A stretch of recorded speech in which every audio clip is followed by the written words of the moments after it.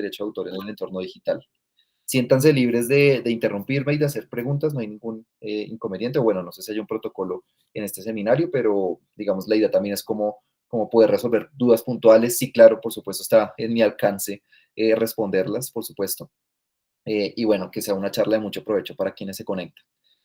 Lo primero, traer a colación un concepto que ya seguramente si han estado en otras sesiones han abordado en varias ocasiones. Yo quiero traer aquí a colación un concepto desde dos perspectivas en relación con la propiedad intelectual y es la perspectiva de la protección, pero también la perspectiva del acceso del uso. La perspectiva de la protección relacionada con la propiedad intelectual indica que este es un tipo de propiedad especial que se concede a los creadores sobre las creaciones del talento humano. Aquí hablamos de todo tipo de talento humano, no solamente el artístico literario, sino también el inventivo, los diseños industriales, las marcas, entre muchos otros. Digamos que ya vamos a ver un poco más las diferentes ramas de manera muy general antes de ahondar en el derecho de autor en música y cine. Pero por el otro lado hay una perspectiva de acceso o de uso que es esa lógica del derecho de autor y de la propiedad intelectual en general que propende porque la sociedad de una u otra forma puede hacer uso de las creaciones del talento humano. Y ese uso se materializa de dos formas. Se materializa a través de las limitaciones y excepciones a la propiedad intelectual, que aplica tanto en derecho de autor como en propiedad industrial, como en derechos de obtentor sobre variedades vegetales, como también la perspectiva del dominio público, que es cuando la protección cesa, porque la protección de la propiedad intelectual, por regla general, hay unas excepciones muy puntuales, es temporal. Y cuando esa protección deja de existir, existe entonces un concepto que llamamos el dominio público que permite a los diferentes actores de la sociedad hacer uso de esas creaciones sin que existan esas prerrogativas de exclusividad por parte de los titulares de los derechos de propiedad intelectual sobre las creaciones del talento humano. Entonces, propiedad intelectual tiene una faceta de protección para incentivar a los creadores, pero también tiene una faceta de acceso o de uso para incentivar que la sociedad pueda efectivamente, de alguna forma, utilizar estas creaciones del talento humano. Hay diferentes ramas de la propiedad intelectual, yo solamente me voy a enfocar en una en esta sesión, que es la más relevante para los temas de cine y de música, que es la del derecho de autor y los derechos conexos, que recaen sobre obras artísticas y literarias y sobre cierto tipo de mecanismos para divulgar esas obras artísticas y literarias. Ahí es cuando hablamos de derechos conexos, que son los derechos hermanos a los derechos de autor y que tienen una relevancia muy grande tanto en cine como en música.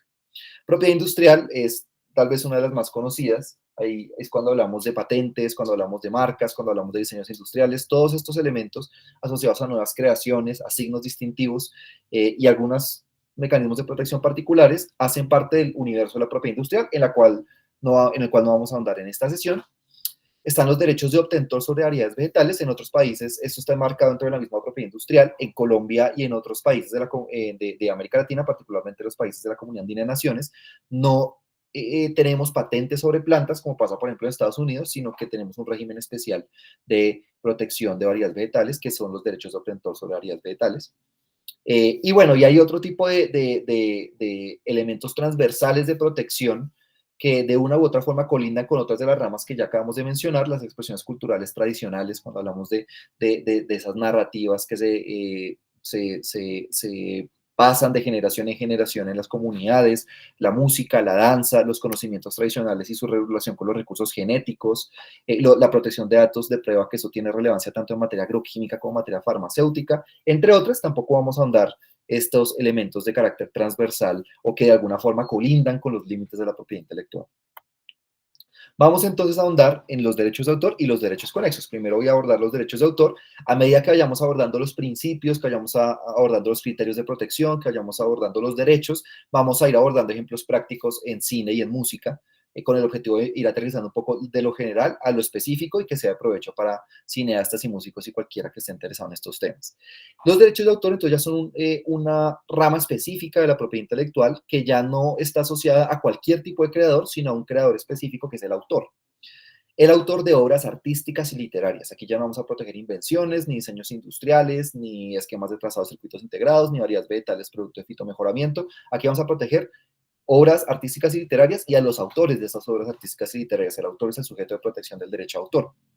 Son derechos entonces que se otorgan a los autores de obras artísticas y literarias que permiten, por un lado, que es la faceta moral, y ya vamos a ahondar en esos conceptos, proteger la personalidad del autor en relación con su obra, y por el otro lado, una faceta patrimonial que también vamos a desglosar a continuación, realizar, autorizar o prohibir actos de explotación sobre las obras artísticas y literarias. Hay tres grandes principios a los cuales hay que hacer referencia y lo vamos a ejemplificar con casos prácticos de las obras artísticas y literarias y vamos también a intentar aterrizarlo en relación con el cine y la música. El principal principio del derecho de autor, y con este se entiende muy bien la lógica del derecho de autor, es que las ideas no se protegen. Lo que se protege es la forma como la idea es materializada en una obra artística o literaria. Esto que ustedes ven en pantalla es un extracto de un cuento de Borges, que es Pierre Menrad, autor del Quijote. Está en el compilado de ficciones de Borges, que tienen, digamos, muchos pequeños cuentos de carácter ficticio. Y es muy interesante porque cuenta la historia de una persona en España que se llama Pierre Menrad, que busca copiar el Quijote de la Mancha de Miguel de Cervantes, pero no copiar en el sentido de copiar palabra por palabra, sino escribirlo por inspiración genuina.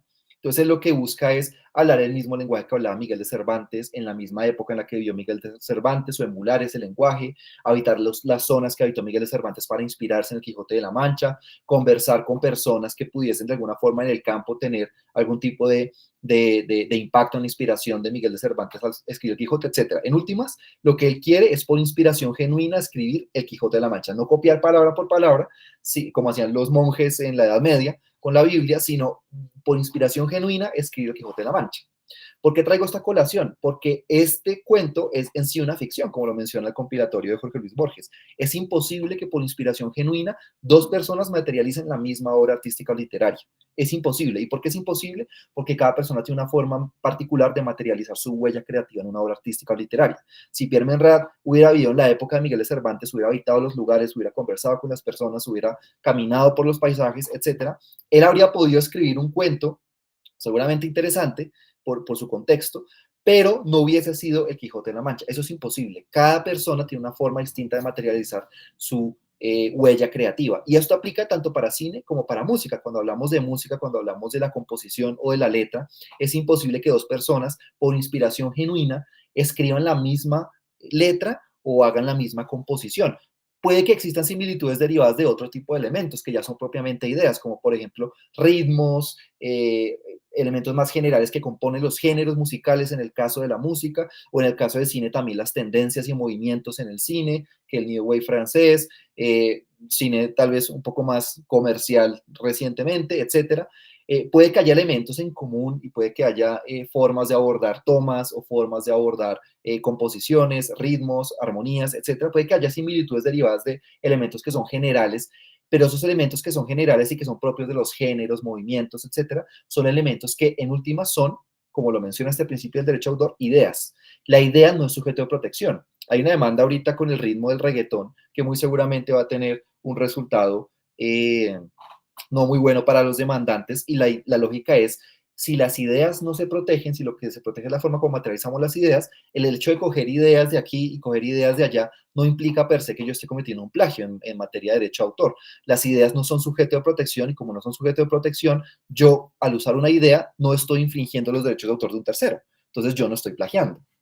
Pero ya cuando hablamos de la materialización de la obra artística literaria, si yo lo que hago es copiar una melodía, perdón, una composición, copiar una letra, copiar una parte del guión de una película, entre otras, ahí ya vamos a hablar de copias no autorizadas, partiendo de que sean copias no autorizadas. Entonces, en ese sentido es muy importante tener en cuenta la esencia del derecho de autor o una de las diferentes, digamos, columnas del derecho de autor, y es precisamente que las ideas no se protegen, sino que lo que se protege es la forma como la idea es materializada, la forma como yo escribo un guión, la forma como yo materializo una idea de una toma en una película, la forma como yo escribo una letra o compongo una canción, etcétera. Todo eso son materializaciones y las materializaciones son lo que llamamos formalmente obra artística y literaria o literaria, que es el objeto de protección del derecho de autor y el autor es el sujeto de protección, es a quien la normativa protege en relación con su creación. Entonces, ese es el principio más importante y por eso ahondo mucho más en este principio. El segundo principio general del derecho de autor es que la protección que se otorga a los autores nace sin importar el mérito o el destino de la obra. Esto tiene relevancia en todos los campos de las obras artísticas y literarias. Yo aquí pongo dos ejemplos para quienes, bueno, de alguna forma les gusta la historia del arte y siguen o conocen la historia de Duchamp. Esto que ustedes ven es tal vez un antes y un después en la concepción del arte, cuando empezamos a hablar del arte conceptual, que es digamos, el arte característico de los últimos 100 años, un poco más, y es básicamente Duchamp creando una obra. Ya, digamos, quienes conocen también este Duchamp saben que esto no es propiamente o de manera exclusiva de Duchamp, hay una idea detrás de otro artista, pero Duchamp básicamente coge un orinal y lo llama La Fuente, y en una exposición él presenta esta obra como una obra de arte, cuando estábamos hablando de una exposición en la cual había mucho tipo de arte pictórico propio de las escuelas de esa época, de principios del siglo pasado, donde ya estaba muriendo un poco el impresionismo, estaban haciendo el cubismo, etcétera. Y aquí hay muchos elementos que podríamos traer a colación en crítica artística, pero desde el derecho de autor, un elemento que parece muy interesante es hasta qué punto nosotros podemos pregonar la protección o no del derecho de autor. Y entonces, este principio que yo menciono de sin importar el mérito o destino de la obra está asociado también a obras que no necesariamente tienen un buen recibimiento estético desde la crítica, que aplica para el arte, aplica para la academia, los pares evaluadores, etcétera, pero que independientemente de esa estética, de ese mérito, de ese destino, reciben la protección del derecho de autor. Al derecho de autor no le importa el mérito o destino de la obra. No le importa si una obra musical, un álbum que es sacado un viernes, es criticado por la crítica musical, o un cuadro es criticado por la crítica artística, o un artículo de investigación como el que ustedes ven a la derecha, que esto ya es un tema más de academia, es retractado en una revista científica. Esos elementos no son de interés para el derecho de autor. El derecho de autor protege las obras artísticas y literarias sin importar el mérito o destino de la obra. Mérito desde una perspectiva de la crítica, destino de por qué o para qué se hace la obra. Entonces, este es un segundo principio. La obra es protegida por el derecho de autor independientemente de su mérito o destino. Tanto las obras de Vivaldi como las obras de, no quiero pues entrar en polémicas de gustos musicales, el músico que ustedes consideren que no tiene talento, esas son protegidas por derecho de autor de manera indistinta. Eso no importa el derecho de autor. Finalmente, la protección otorgada a los autores nace desde el momento en que la obra artística o literaria es creada. Eso no pasa, por ejemplo, con las patentes. Cuando existe una invención asociada a un motor en un avión, la patente no se da desde el momento en el cual se crea el motor de ese avión. La patente se da desde que la Oficina de Patentes Nacional revisa la solicitud, considera que la invención es patentable y que se cumplen los requisitos de forma y fondo y decide conceder la patente. Eso es muy distinto del derecho de autor. En el derecho de autor la protección surge desde el momento en que se crea la obra. Yo no necesito una formalidad. Yo no necesito que a mí una oficina nacional me diga usted es autor de esto, usted es titular de esto. La protección surge desde el momento en que la obra se crea. Entonces, si yo escribo una canción, si yo escribo un guión para una película, si yo grabo, tomo con mi cámara tomas que van a ser relevantes para una película que estoy empezando a elaborar, ese tipo de obras artísticas literarias están protegidas desde el momento en el cual la obra es creada. No necesita una formalidad para pregonar esa autoría. La autoría nace desde el momento en que se crea la obra. De la misma forma, la titularidad. Hay unas reglas especiales de titularidad en cine, sobre todo, pero ya vamos a ahondar en eso. Ahora, sobre qué tipo de obras, porque hablamos de manera indistinta de obras artísticas y literarias, se ha hablado de composiciones, se ha hablado de letras, se ha hablado de grabaciones, de tomas, fotografías, etcétera, pero ¿qué es lo que formalmente protege el derecho de autor? Y lo cierto es que hay un gran número de obras que podemos nosotros enclausar en la protección del derecho de autor. Están las obras de arte aplicado, por ejemplo, que son esas obras de arte asociadas a objetos industriales. Hay muchos ejemplos que podríamos traer a colación, pero los clásicos son los que nosotros vemos en los museos. Si ustedes van a museos, siempre al final de cualquier museo, en cualquier lugar del mundo, hay una tiendita, y en esa tiendita ustedes encuentran objetos de producción industrial, camisetas, lápices, artesanías, etcétera, que de alguna forma buscan incorporar obras artísticas que están expuestas en el mismo museo. Entonces, eso es una obra de arte aplicado, de manera muy general, para no andar en los debates jurídicos bastante grandes que hay en relación a este concepto. Obras audiovisuales, eso puede ser un videograma, puede ser un cortometraje, puede ser un largometraje. Obras audiovisuales en general, no hay distinción en nuestra normativa. Obras literarias, libros o capítulos de libro, pues para quienes también están aquí presentes y les gusta la academia. Obras científicas, artículos científicos, etcétera. Obras musicales, que con la obra musical nosotros hablamos de la combinación de la letra y la composición. Cuando hablamos solamente de la letra y, por ejemplo, queremos esa letra registrarla en la Oficina de Derechos de Autor Nacional, ya ahí hablaremos de una obra literaria. Una letra, una canción es una obra literaria individualmente considerada. Ya la combinación de la letra y la partitura ya es formalmente una obra musical. La partitura individualmente considerada es una obra musical. Obras plásticas o de bellas artes, pinturas, esculturas, digamos que las clásicas de las bellas artes. Eh, y bueno, aquí también vamos a incluir dos que tal vez no son tan relevantes para quienes están asistiendo a este seminario y por eso no voy a ahondar mucho en ello, pero hay discusiones como las que se dan hoy con inteligencia artificial que se dieron en los 80s y 90s en la Organización Mundial de la Propiedad Intelectual sobre cómo protegemos el software. Eso es un tema que no ha dejado de ser polémico, pero hoy en día el software y los programas de ordenador, los programas de ordenador están protegidos por derecho de autor. Se considera el código fuente como, digamos, una forma de lenguaje escrito, está protegido por el derecho de autor. Hay bases de datos, no cualquier base de datos, bases de datos que por la forma de organizar los datos sin algún tipo de originalidad son también protegibles por derechos de autor. Y bueno, esos son dos temas que menciono solamente porque están protegidos, pero no voy a ahondar mucho porque no es el objeto de esta charla. Ahora, cualquier creación artística o literaria está protegida por derecho de autor si se cumplen con los tres principios que acabamos de mencionar. Bueno, principalmente con el de no protección de las ideas, los otros no son tan relevantes en este punto.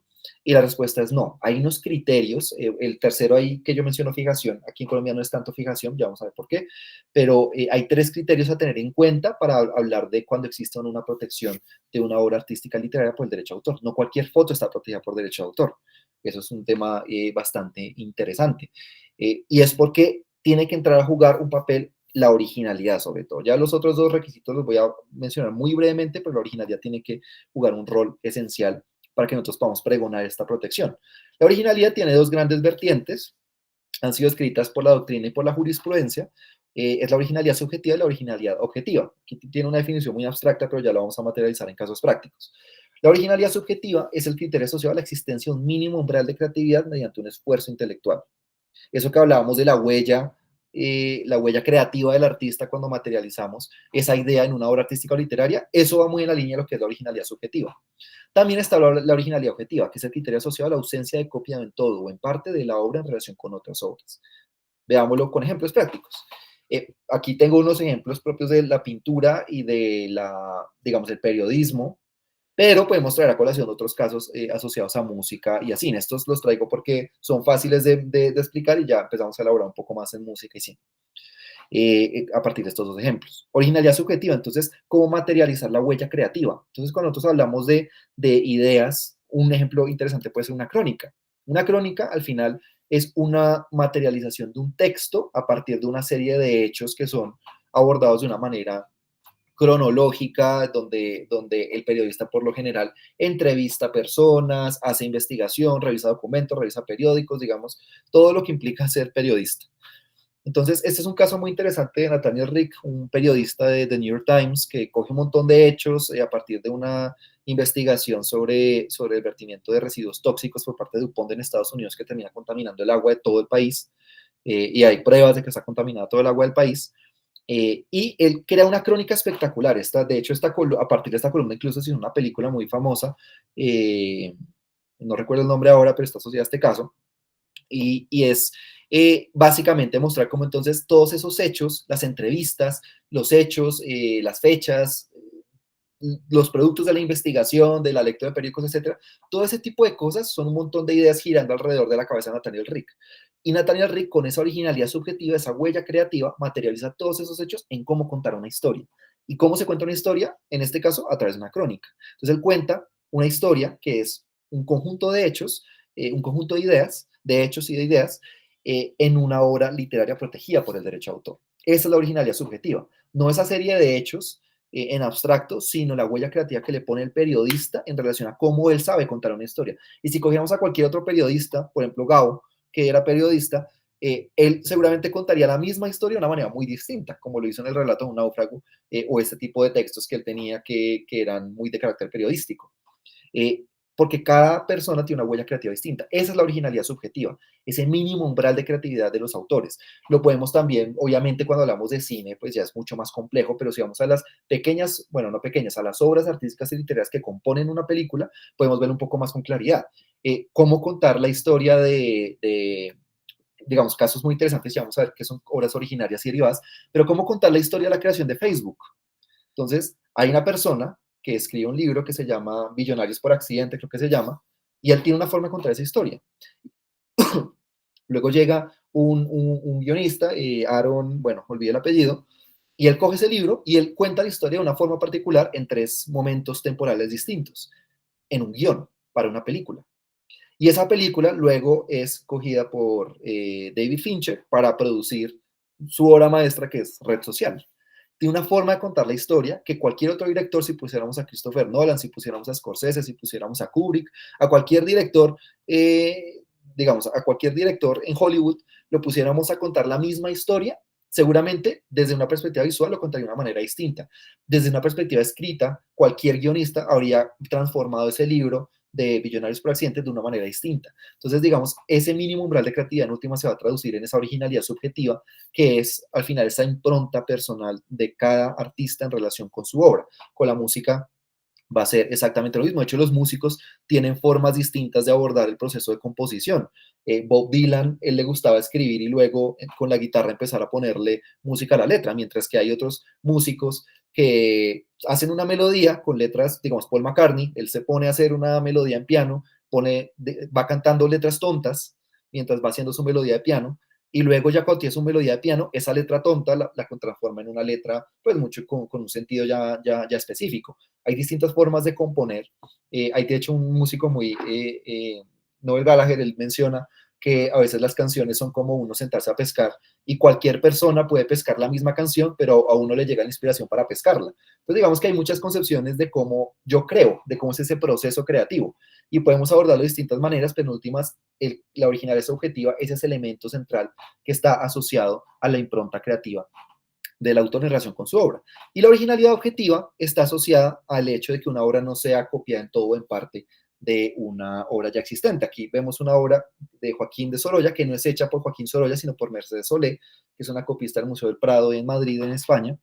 Y ella pues tiene un talento enorme para copiar la obra de Joaquín Sorolla, que no es fácil porque Joaquín Sorolla tiene una forma de hacer pinceladas. Ustedes ven esta obra y esta obra muestra a unos niños en la arena y emular el cielo en la arena es una cosa que solo podía hacer Joaquín Sorolla, nadie más lo ha podido hacer. Y lo que hace Mercedes Solé digamos, estudiar a Joaquín Sorolla y saber cómo hacer esas pinceladas. Pero está protegida la obra de Mercedes Solé por derecho de autor y la respuesta es no está protegida por derecho de autor porque es una copia en todo de una obra de Joaquín Sorolla. Joaquín Sorolla seguramente, o bueno, con absoluta certeza tuvo derechos de autor sobre su obra, pero Mercedes Solé no, porque Mercedes Solé está copiando en todo una obra de Joaquín Sorolla, no hay originalidad objetiva.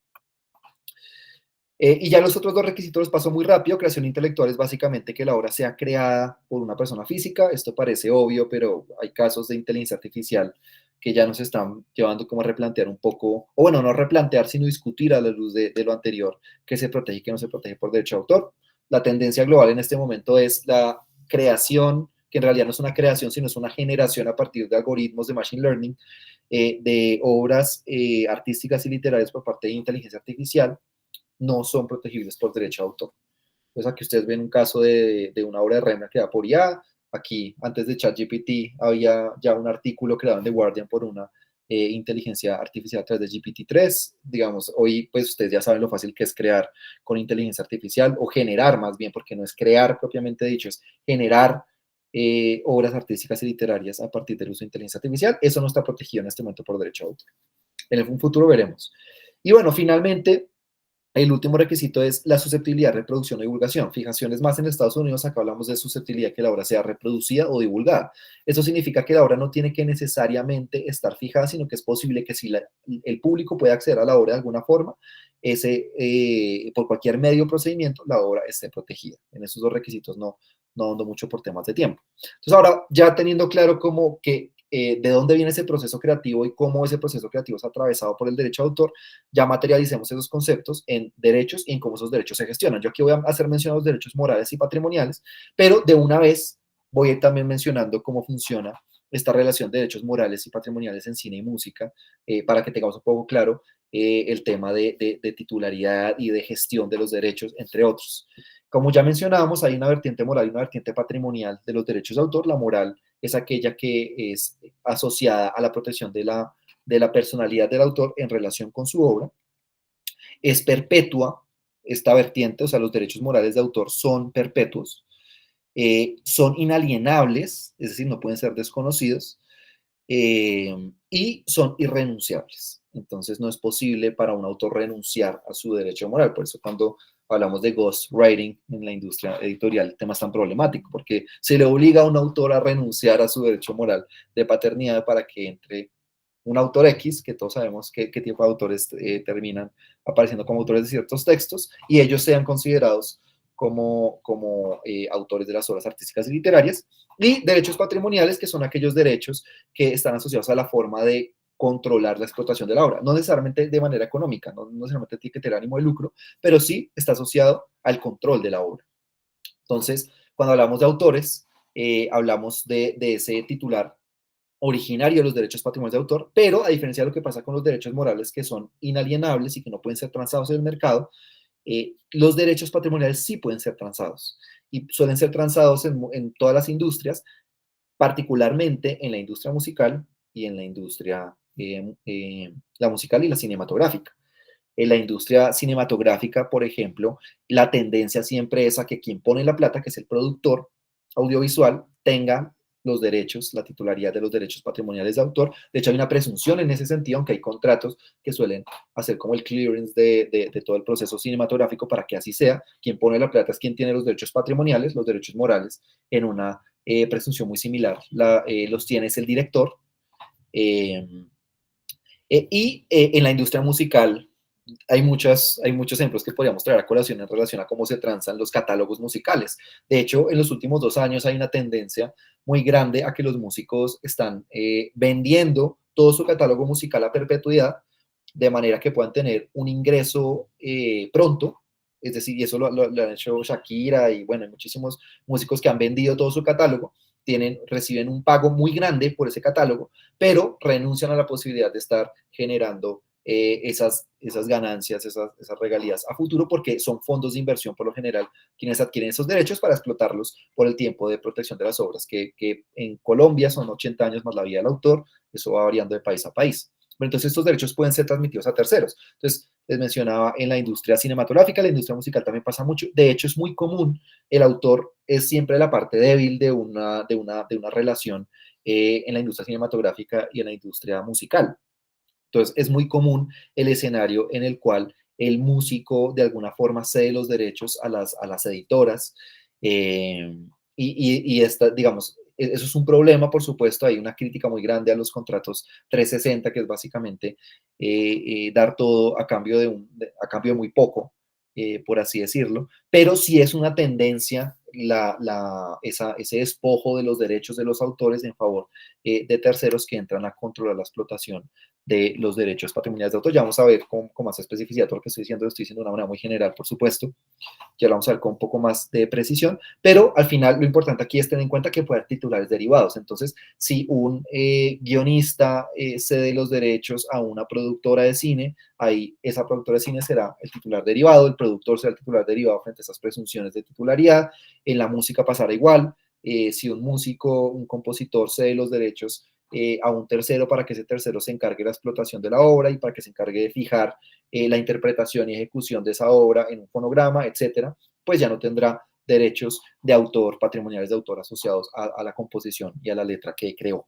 Entonces, esto es básicamente la dinámica del titular originario y el titular derivado. El titular original siempre hace el autor, pero ese autor puede ceder los derechos a terceros y ese tercero entrará a tener esas facultades que antes tenía el autor como titular original. ¿Cuáles son los derechos morales?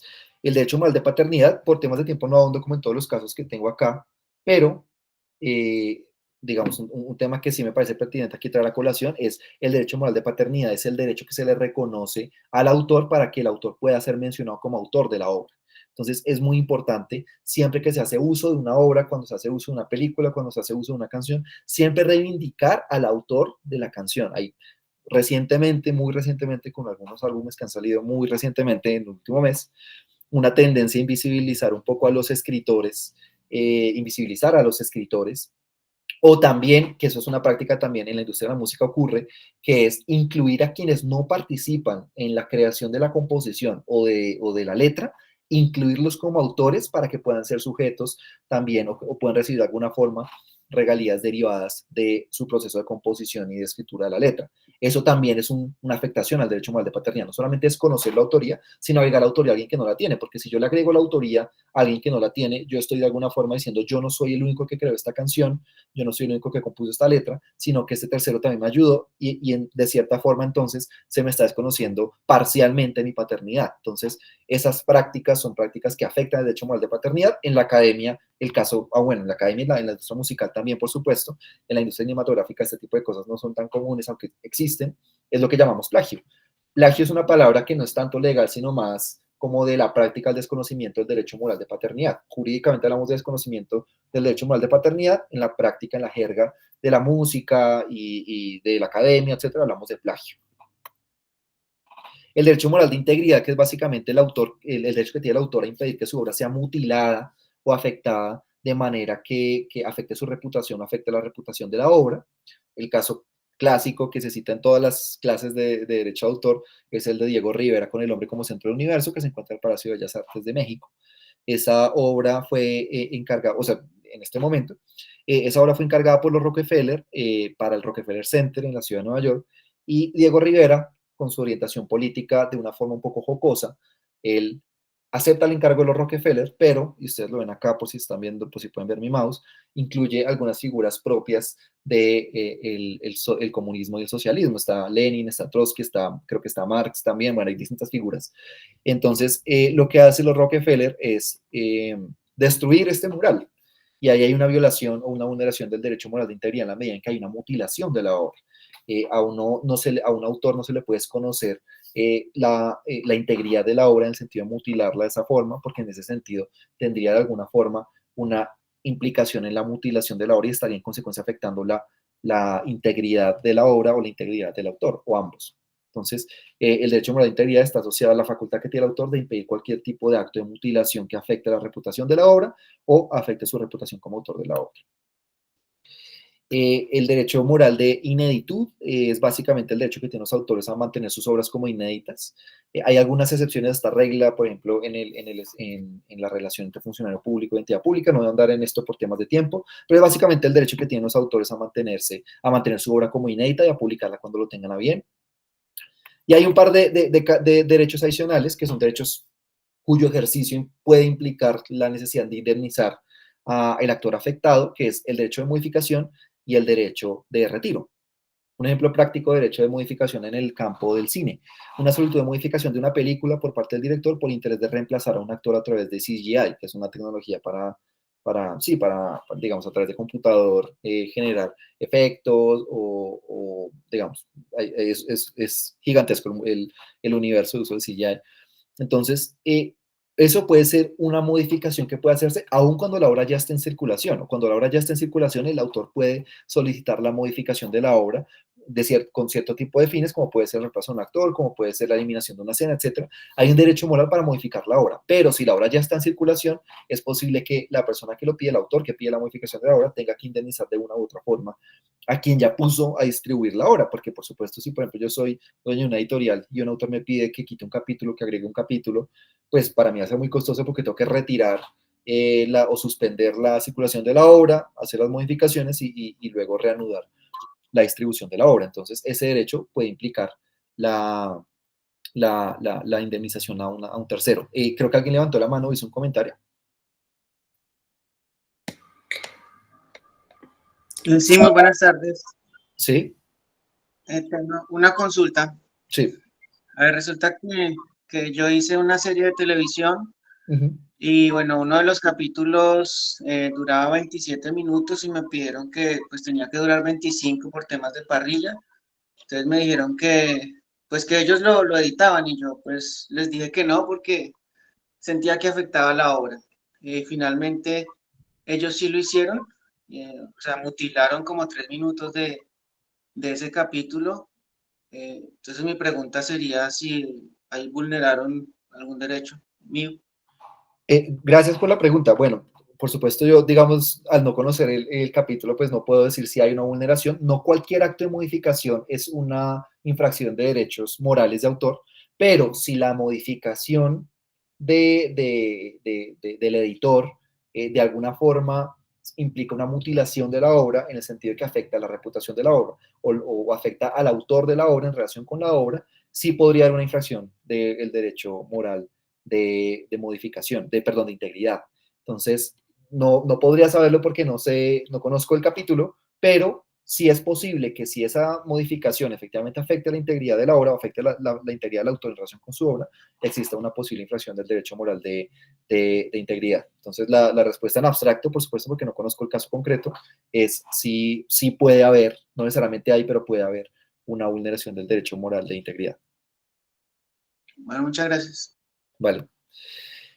Pues de hecho, a propósito ya que nos ponen ese ejemplo, aquí hay un caso muy interesante que antes de ir a los derechos patrimoniales rápidamente, que es el derecho moral de retiro, y hay un caso de retiro de una primera edición que se hizo en España de La Mala Hora de Gabriel García Márquez, donde el editor se tomó muchas libertades con la obra de La Mala Hora y terminó cambiando el lenguaje de muchos personajes, al punto de que ciertos personajes que tenían condiciones económicas deplorables, eran personas pobres o personas con pocos recursos económicos, parecían hablando como si tuviesen un conocimiento de una educación supremamente amplia, como si hubieran accedido a una educación secundaria, superior, etcétera, y eso desnaturaliza un poco los personajes.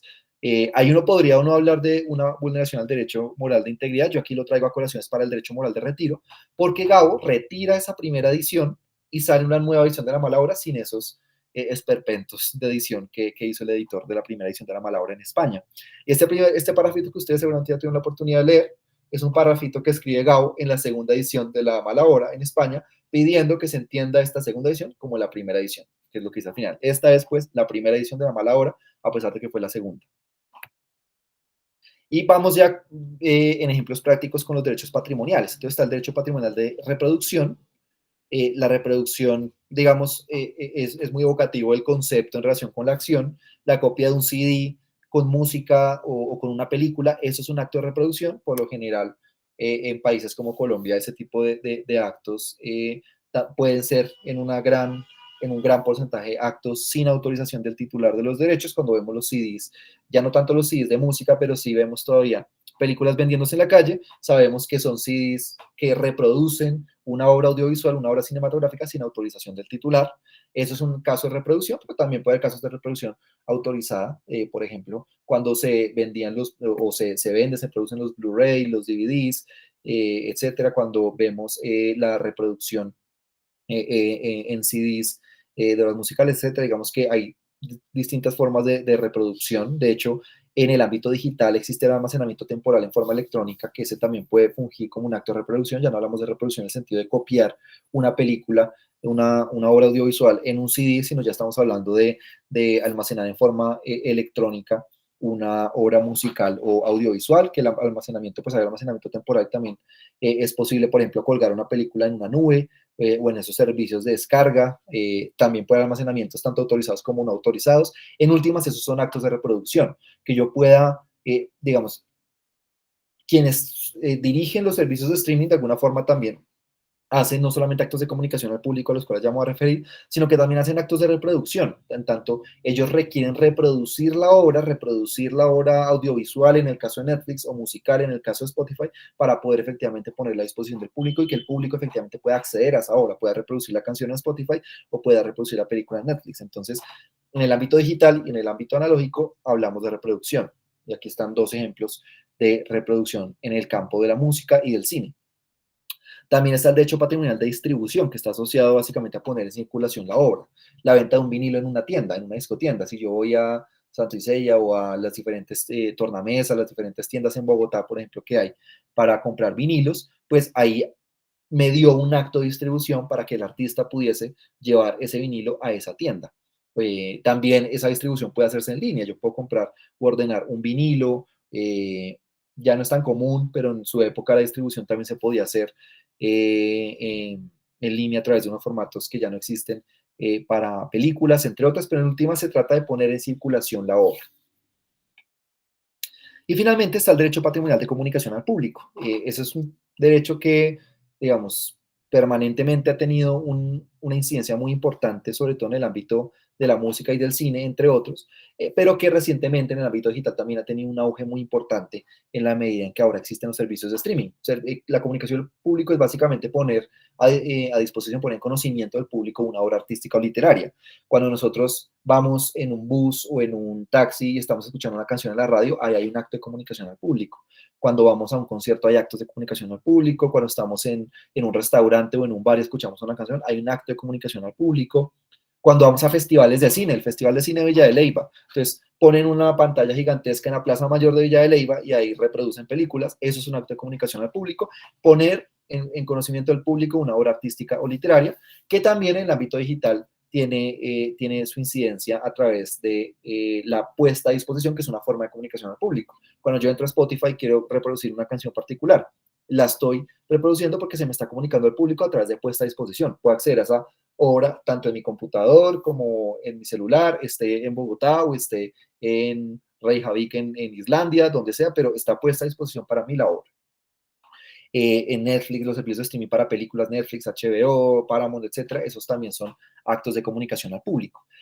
Y finalmente está el derecho patrimonial de transformación, que aquí pongo dos ejemplos, uno del ámbito musical y uno del ámbito cinematográfico. En el ámbito musical, el remix, que es muy común recientemente con el reggaetón. Pasa muchísimo que sacan una canción y al mes sacan un remix de la canción y a las 2 semanas llega otro reggaetonero a hacerle un remix, entonces ahora son tres personas que cantan y no una, y bueno, etcétera. Eso es una lógica propia del ámbito musical, también ocurre en otros aspectos, en otros contextos, pero digamos el remix como forma de transformación de una obra de una obra musical es un acto de transformación. Y el remix termina siendo una obra derivada de la obra originaria. La obra originaria es la canción, digamos, en su versión original, se hace un remix, ese remix es una obra derivada de la canción original, y eso lo vemos en todos los géneros, no solamente el reggaetón, vemos en la electrónica, incluso los artistas de rock hacen remixes de sus canciones, o cuando Carlos Vives sacó una nueva versión de La Gota Fría, etcétera. Ahí hablamos de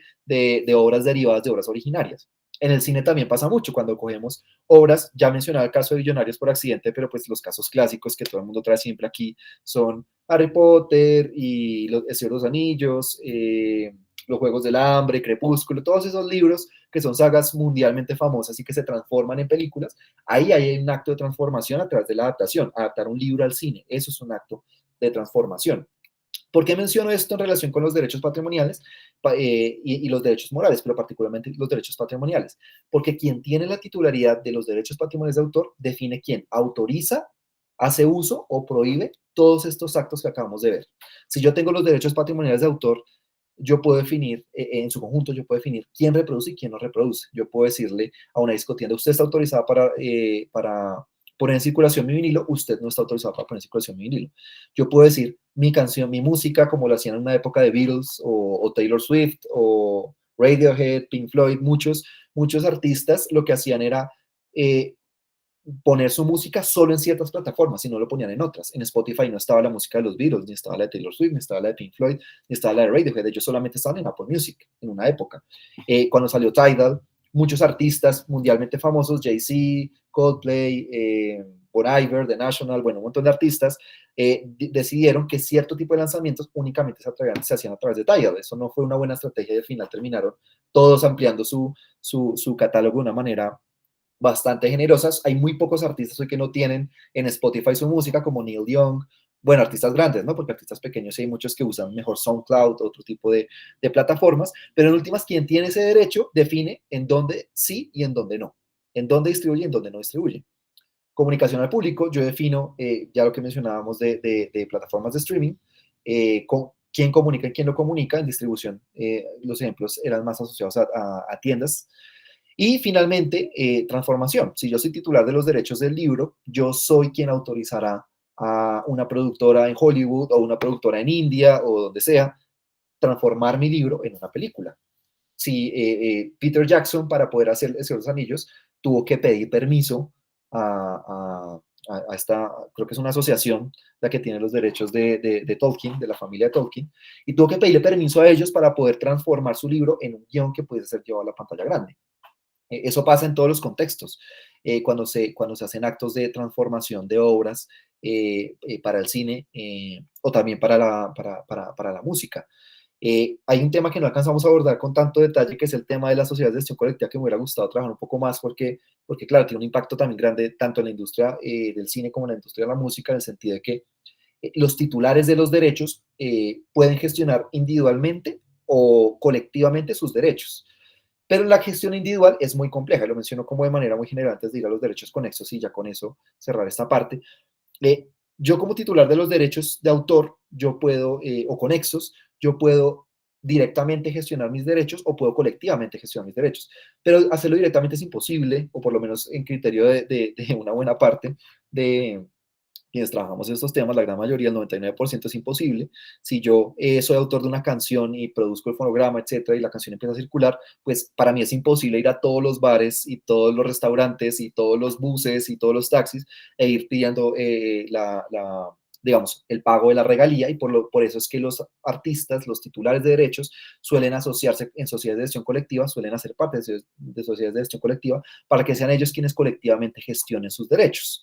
Y ellos son los que entonces cobrarán unas tarifas a los restaurantes, que digamos en este tipo de establecimientos de comercio, Saico y Asimpro en el tema musical se alían con, a través de lo que llamamos OSA, organización Saico y Asimpro, para cobrar una serie de tasas que ellos deben pagar por reproducir canciones en sus establecimientos de comercio, entre otras. Eso no solamente pasa en el ámbito musical, pasa en el ámbito cinematográfico. En el ámbito cinematográfico está redes, por ejemplo, está actores para los intérpretes y ejecutantes, está redes para los escritores de guiones, etc. Hay sociedades de gestión colectiva para casi todo, no para todo, pero sí para casi todo, y cada sociedad de gestión colectiva tiene una autorización particular por parte del autor o del intérprete ejecutante, según sea el caso, para gestionar sus derechos y así recibir directamente de la sociedad de gestión colectiva esas regalías que al final termina siendo el salario del creador. Y eso me lleva a mencionar muy brevemente lo que son los derechos conexos, que son los derechos que ya mencionábamos, son derechos hermanos a los derechos de autor, pero que se reconocen por una lógica muy sencilla, y son actores que de alguna forma contribuyen sustancialmente a la divulgación de obras artísticas y literarias. Intérpretes y ejecutantes pueden ser los cantantes, pueden ser los actores de una obra de teatro, los actores de una película, pueden ser los narradores. El acto de narración también es un acto protegido por derechos conexos a través de interpretación y ejecución, entre otras, y a ellos también se les reconoce una serie de derechos. Entonces, puede que un artista que esté cantando una canción en un festival no sea la autora de esa obra musical que está interpretando. Muchas veces quienes escriben las canciones no son quienes las interpretan. Hay veces en las cuales hay cantautores que componen e interpretan. Hay casos mixtos, por ejemplo, Shakira, ya hay canciones que ella escribió y canciones que no, y ella interpreta canciones que ella escribió y canciones que no. Entonces habrá casos en los cuales ella sea autora e intérprete ejecutante, y habrá veces en las cuales ella solamente es autora, perdón, solamente sea intérprete ejecutante, pero no sea autora. Y por supuesto, ahí habrá unos estipendios, unas regalías que deberán pagarse tanto al intérprete ejecutante como al autor. Son derechos distintos. Una cosa son los derechos de los intérpretes y ejecutantes y otra cosa son los derechos de los autores. Siempre es importante, cuando creamos una obra cinematográfica, que es supremamente compleja porque tiene de todo, tiene guiones, música, fotografía, etcétera, siempre es muy importante que exista una adecuada gestión de los derechos para permitir que exista una luz verde para la distribución de la película. No podemos llegar a un contexto en el cual vayamos a distribuir una película y no tengamos los derechos para poner una canción en una escena particular de la película.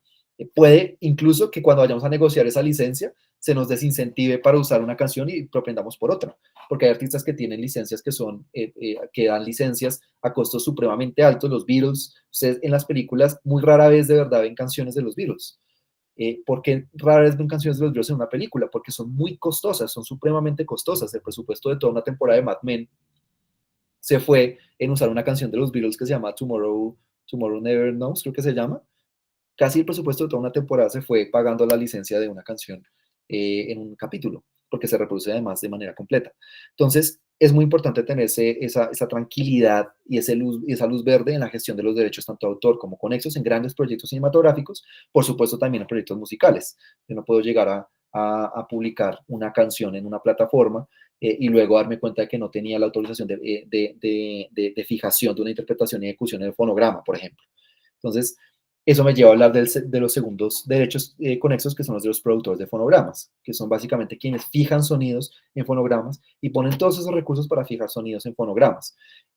Los grandes productores de fonogramas, quienes por lo general tienen sus estudios o contribuyen a dar los medios para que esa interpretación y ejecución efectivamente pueda fijarse en un fonograma, que un fonograma puede ser un vinilo, un CD, etcétera. A ellos también se les reconocen derechos conexos. Un caso para entender, y ya con esto ya voy a terminar, esta parte de derecho de autor. Un caso, digamos, reciente muy interesante sobre el tema de producción de fonogramas es el de Taylor Swift, que pues quienes han seguido todo este tema, y creo que es imposible no seguirlo porque suena en todas partes, pero Taylor Swift está sacando nuevas versiones de sus álbumes y en parte eso se debe a que ella es titular de los derechos de autor sobre sus canciones, pero no era titular de los derechos conexos sobre sus fonogramas. Entonces, la movida brillante que hicieron sus abogados y ella, porque ella también hicieron esa decisión, fue pues vuelvo a grabar todos mis álbumes y los vuelvo a lanzar todos con bombos y platillos, y eso es lo que está haciendo y se está volviendo más multimillonaria de lo que ya era. Y eso es una relación muy interesante entre derechos de autor y derechos conexos. Finalmente, los organismos de radiodifusión ayudan o contribuyen a la difusión de obras a través de señales. Por ejemplo, la radio es un ejemplo perfecto. La radio ayuda a divulgar obras artísticas y literarias, interpretaciones y ejecuciones, etcétera. Entonces, a ellos también se les reconocen derechos conexos sobre sus emisiones. El tema de gestión de derecho de autor no lo abordo porque lo abordé digamos, en hablar los ejemplos de los derechos patrimoniales de autor. En últimas, la gestión del derecho de autor está asociada a los contratos que se suscriben entre los diferentes actores digamos, del universo de cada una de las industrias asociadas a derechos de autor, la industria cinematográfica, la industria editorial, la industria musical, etcétera. En últimas, todas esas negociaciones, casi todas, no todas, pero casi todas esas negociaciones van a girar alrededor tanto de la personalidad del autor como de sus derechos de autor. Pero lo más importante, la columna vertebral de cualquier negociación en cualquiera de las industrias movidas por el derecho de autor son los derechos de autor.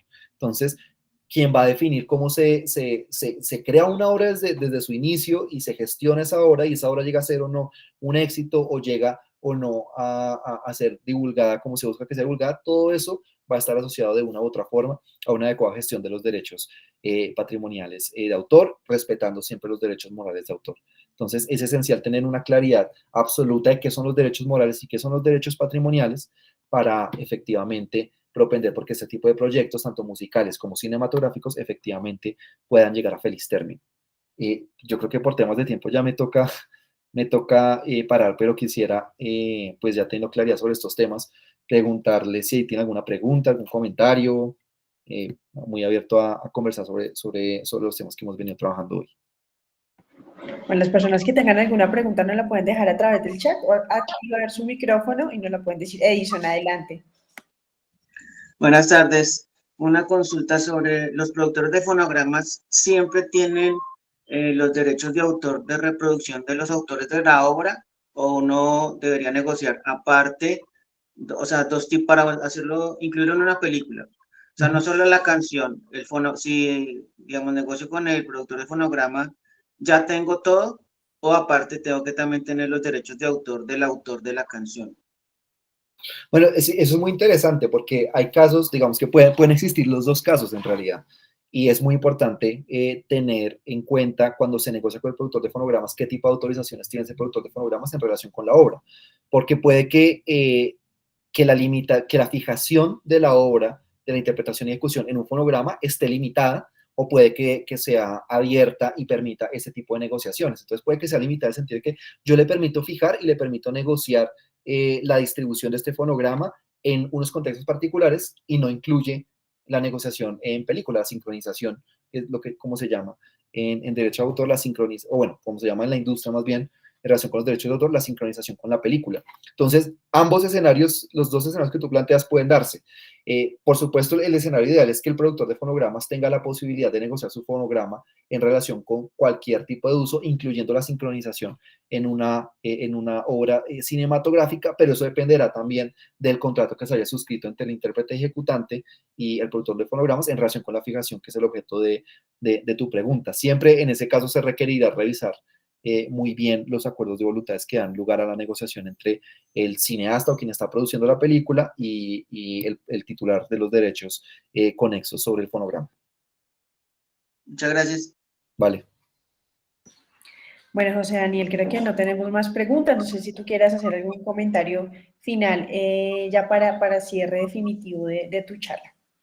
No, pues agradecerles la atención y creo que podríamos hablar más de este tema entonces de pronto ahí con la vicerrectora de investigación, porque pues es para egresados chévere también con la vicerrectora general y vicerrectora de investigación, como tal vez plantear como un ciclo un poco más largo, como una parte para cine, dos partes para cineastas, dos partes para músicos, de pronto plantearlo así, pero bueno, ya es como una propuesta futura para que tengamos un poquito más de tiempo para conversar, porque siento que hay muchas cosas que quería decir acá que por el tiempo no pude. Bueno, José Daniel, atenderemos también a tus sugerencias y claro, bienvenido una vez más también en una próxima oportunidad de una charla más de propiedad intelectual. Gracias por tus conocimientos y a quienes nos estuvieron acompañando en estos 3 días de transferencia de conocimientos. Agradecemos su participación en esta tercera versión de propiedad intelectual realizada por el programa de egresados de la Universidad Nacional de Colombia. Muchísimas gracias a todos por acompañarnos, a los organizadores del programa de egresados y nada, bienvenidos siempre a su casa, bienvenidos a su alma mater y esperamos seguir contribuyendo en su formación profesional y personal con estos espacios de conocimientos. Que tengan todos muy buen fin de semana y que descansen y hasta la próxima. Hasta luego, que esté muy bien, gracias. Gracias. Feliz tarde.